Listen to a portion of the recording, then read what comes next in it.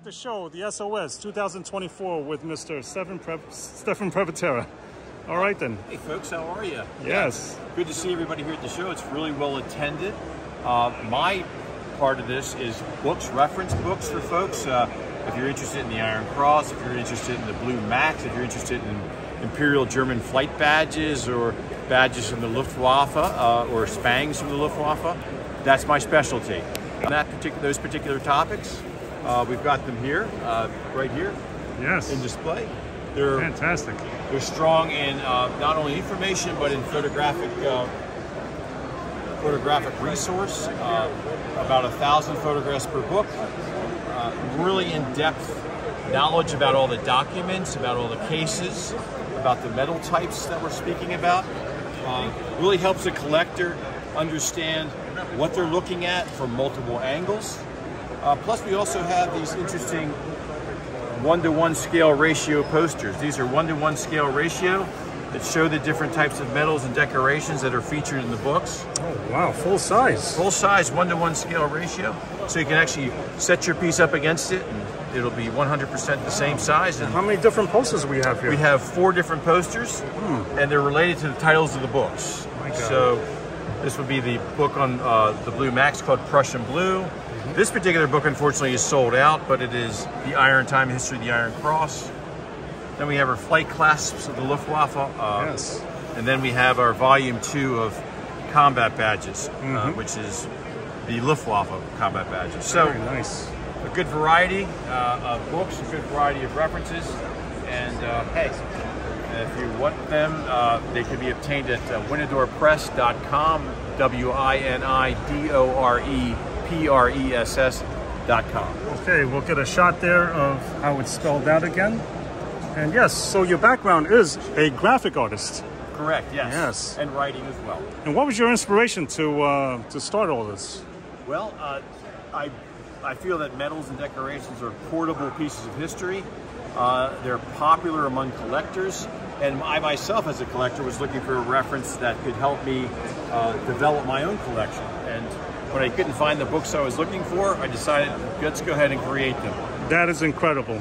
You thought, you realized that the amount of material out there was sparse, so you took the bulls by the horn. Yes. And you took charge. Yes. Wow. And fortunately, I think a lot of books have come along in the meantime that have been helpful to collectors. It's all about helping the collector to develop the hobby.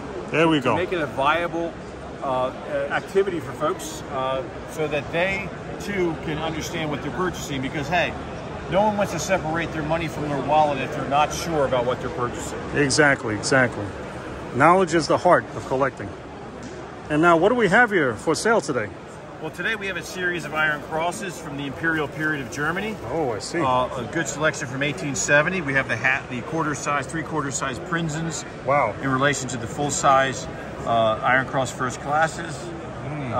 Over here we have a nice Pour le Mérite. No kidding. Yes. Tell us about this. Yes, yes. Well, this is by an Austrian maker, Rote and Neffe of Vienna, Austria. Wow. This particular decoration, it also consists of the oak leaves. So that means a twice recipient, this would be awarded to a high general during the First World War, 1917, 1918. Yeah, so very nice. A comb cross here from the Napoleonic period. Wow. It's a legendary comb cross. Yes. This is a predecessor and/or compatriot to the Iron Cross itself from the Napoleonic period. That's fantastic. Now you're going to be here until when today? We'll be here this weekend? Saturday, probably around the end of the day. Okay, and what other shows do you regularly attend? We attend the Max show in York, Pennsylvania, and this one, and that's all. Okay, very good. Is this your full-time job? It is not. Oh, well, what do you do for full-time? I work as a creative director at a nonprofit, and very proud to do so. Very nice. And of course, you're also a father. Yes, I'm a father of 2. That's very actually good. My full-time job. That is your full-time job, yes, yes. Well, thank you, sir. We appreciate your time, and we'll hopefully be buying more books. Thank you.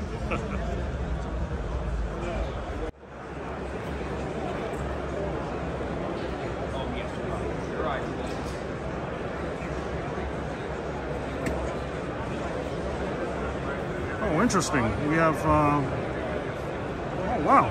Do we have Oh, you're Mr. Ralph. Oh, you're the author, Mr. Ralph Pickard. Hey, good afternoon to you. Oh, how you doing? Good. Well, what do we have here today? What you're looking at are East German items that I brought to the show. Yes. 2 tables worth, and specifically with what you're looking at here are 3 books that I've authored over the number of years. Volume 1. Yes. Volume 2. Okay. And Volume 3. Gotcha. All right. Now, please tell me what we got here. So if you don't mind, we're on YouTube. So okay. If that is okay. Yeah. Well, let me do this first. Let me yeah. just, what got me into this is that, I'm used to be stationed in Germany, and I got interested in, East German stuff. And as I was collecting it in the 1990s, I looked at it from, preserving history, and with more stuff that I was able to collect, specifically related to the Stasi, I was able to then write books about them because I wanted to preserve history from that perspective. And as the books were progressing, I decided it was probably more important to make sure people would not forget about history. So from that perspective, I've authored 3 books, and now I've also authored a number of Cold War articles over the last few years. I've written about 25 Cold War articles. No kidding. Thank you. Yeah, and 3 books. Yes. So what you also here have on the table are a number of items I pulled out of my collection, to bring to the show, just to see, with the interest, with the collecting community continue to grow related to the East German, and specifically some of the Stasi items that you're seeing on the table right now. Okay, what do we have here? So right now, the multiple photos that you're looking at are different photos for Soviet personnel, just to show their medals and stuff that I pulled out to see if there would be an interest for folks to add some of these so they could see what Soviet officers would wear from campaign medals from World War II or from what maybe come from the Cold War. Nice, very nice. And we have some medals here? Yes, so the case full of medals here, and specifically what's of interest is this Stasi medal bar. Okay, what do we have? So what you have here, merit medal, NVA, in bronze, and then you also have one in gold, merit medal. Then you have the Stasi medal and the DDR medal. What's of interest with the gold medal is that it's 900 mark on the back, so the content is 900 silver in there. You can tell by the patina that's on this. And the Stasi medal itself is an early issue variant of it. What's also of interest is that the bronze NVA merit medal also has serial numbers on the back of the medal, which means that it was issued to an individual. So those numbers, if we're able to get the numbers of that serial number, would tie it to the individual that was awarded that medal group. Interesting. And I had no idea that the East Germans got into precious metals. Yes, they did during the early periods, but as the Cold War progressed, things changed. With metals became more important, and so the metal content would change a lot. And you could see it when you're looking at the different rows that the metals, the content would change. So you can see, like with this merit medal in silver, it's a late issue medal, and you can see that it doesn't have the same silver patina as an earlier issue NVA medal, just like this one shown over on this side. Right, wow. Now, what inspired you to get started on that? The inspiration came from when I used to do a lot of research and study related to the Stasi during the Cold War. And from that point, when the Cold War ended, I started noticing a lot of material on the market, and started building up a network of friends and dealers during that whole time period, during the early 1990s. And from there, I started buying medals and war documents.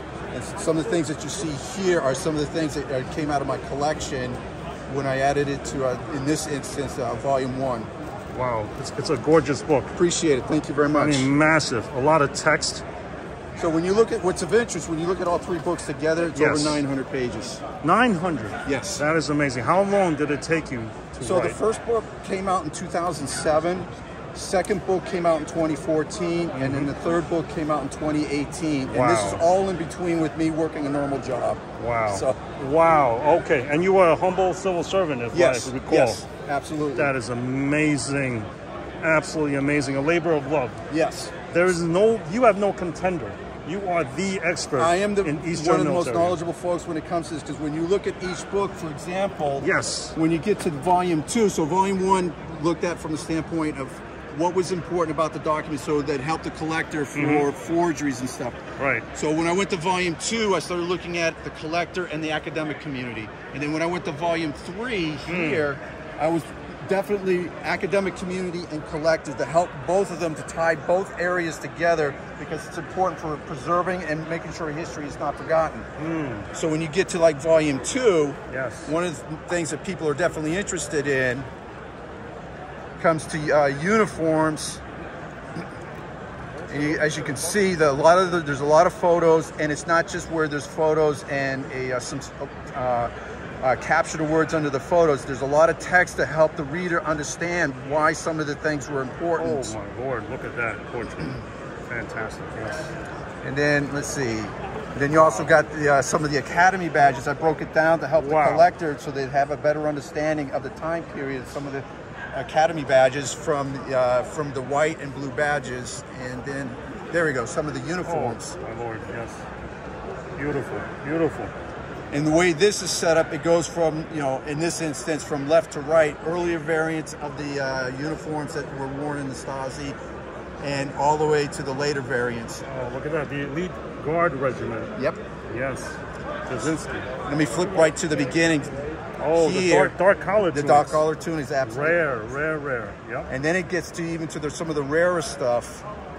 Here, let me go right to here. You see some of the rarer stuff from the 1950s. Okay. Now, what's also important too is that some of the tunics, like for example, which ones you're looking at, friends have them in their collection. So having a good network of friends and having friends who are definitely appreciative, they definitely help out. So having a good network of collectors helps out related to writing a book for somebody who may be interested in doing that. That is indispensable, having friends and network and connections. Absolutely. Wow, fantastic.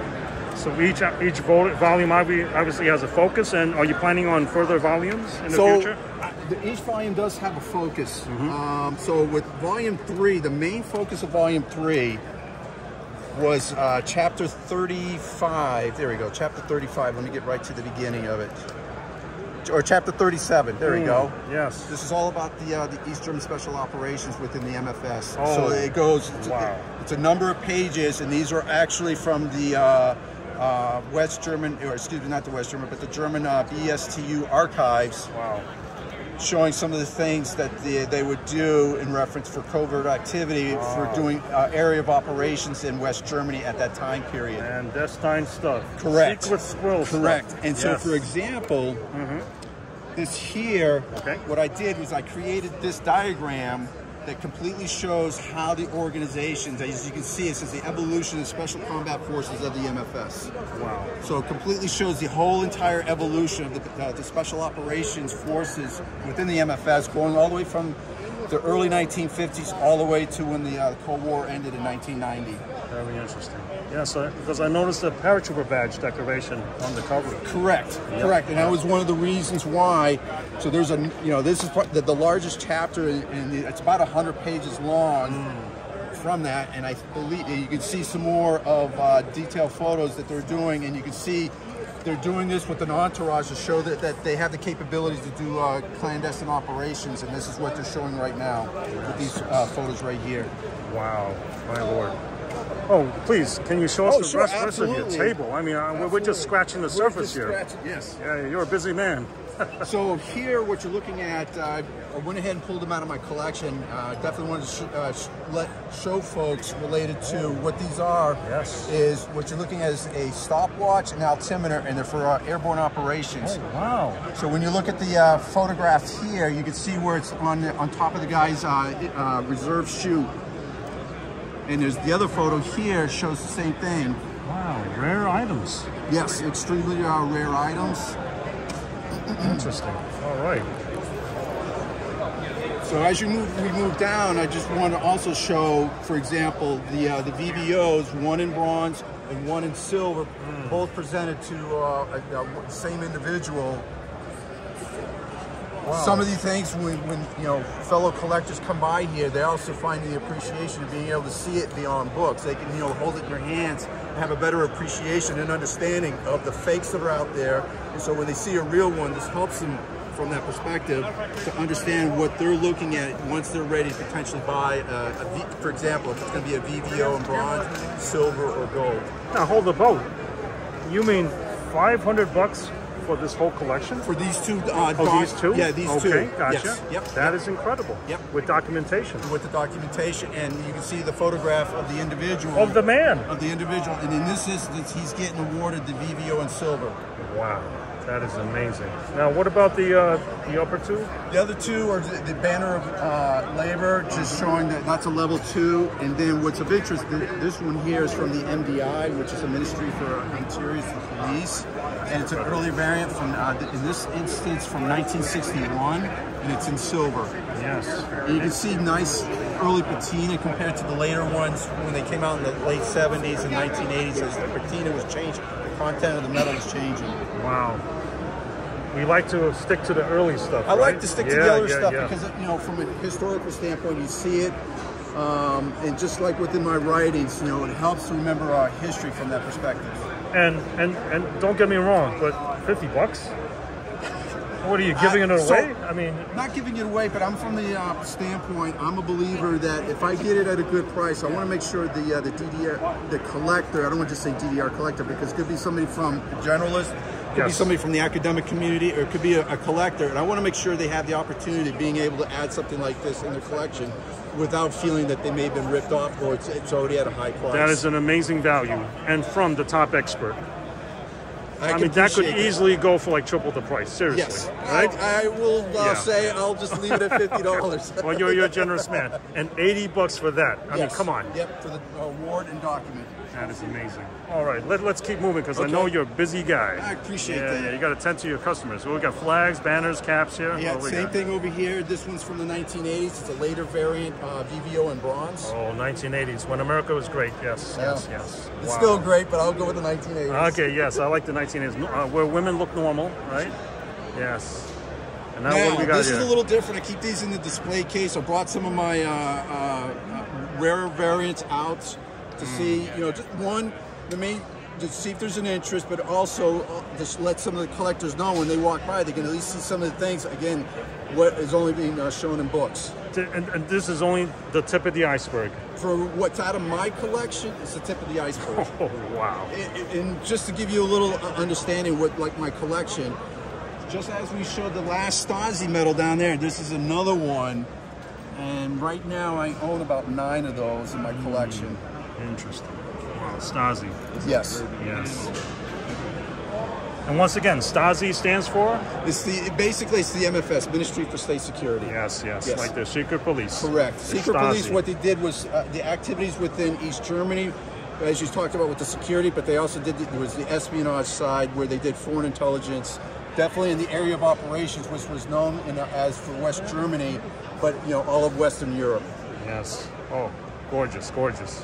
Fantastic pieces. Appreciate and what do we have here on the end? Just two display cases showing some East German stuff, and then on stuff, you know, just also show that I have an interest on the Soviet side, because I also collect Soviet KGB items. Yes. I just don't have any of that here with me. Gotcha. Wow. Well, you can't bring everything. Otherwise, you would need 8 Mack trucks, and you could probably fill half the show, I'm guessing. Yeah, I probably could. Yeah, like I said, it's just a slight sampling of my collection. That is incredible. Wow. Well, Ralph. Yes, thank you very much. Thank you. It's good to talk to you, and I appreciate you taking the moment to take a look at this. And I hope that the viewers that are watching this also find it of interest, and maybe if they get through you to contact me, we could definitely talk. Oh, yes. How can they reach out to you? So just in case. I have an email address. It's Stasi, STASI collector at gmail.com. Oh, that's easy. Stasi with an S. Yes. So let's not confuse that. Yeah. All right. Stasi collector at gmail.com. Yep. Wow. Okay. Oh, my Lord. Ralph, thank you very much. Thank you. Want to shake your hand here? Yes. All right. Because we're not trying to show faces, you know. Yeah. We're just trying to keep all these promotions on the download. And if any of your viewers in the future have questions and need some answers or anything, just let me know. I mean, you are what we call the Tom Whitman, the daggers. You're the Yeah. Yeah, you're the time woman of the DDR. Thank you again. Appreciate it. Take care. Thank you. Thank you.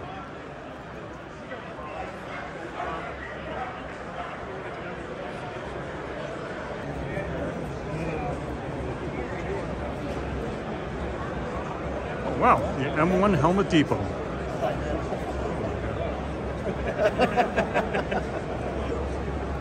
Hello there. Hey, how are you doing? All right, you're the proprietor? Yes, sir. Okay. How long have you been doing this? Probably 20 years, close to 20 years. There's one right next to it. How'd you get started?